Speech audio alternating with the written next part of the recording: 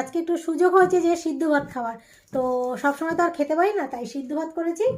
এই দেখো, কুমড়ো সিদ্ধ, আলু সিদ্ধ, আলু সিদ্ধ করেছি, গরম গরম সিদ্ধ দিয়ে খুব ভালো লাগবে। শিম সিদ্ধ, গাজর সিদ্ধ, পেঁপে সিদ্ধ, কাঁচ কাঁচা টমেটো সিদ্ধ,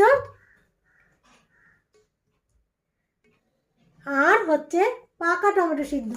তো এই হলো আজকের রেসিপি। এই পাকা টমেটো সিদ্ধ, এই যে ছেলের আর আমার, তো এটা কেটে নিলাম। সাথে নেব এই ঘি, একটু ঘি যদি বেশি হয় খেতে ভালো লাগে। তো ছেলে আবার নিয়ে এসেছে এই ঘিটা, বুঝেছো? তো এইটা আজকে শেষ করব। তো চলো, ও লঙ্কা সিদ্ধ সেটা তো দেখালামই না, এইটা হচ্ছে আমার বিশেষ প্রয়োজনীয় জিনিস। তো লঙ্কা সিদ্ধ। তো এই হলো আজকের রেসিপি। তো ভীষণ মানে সুস্বাদু, এটা যারা খায় তারা জানে খুব ভালো লাগে। গোবিন্দ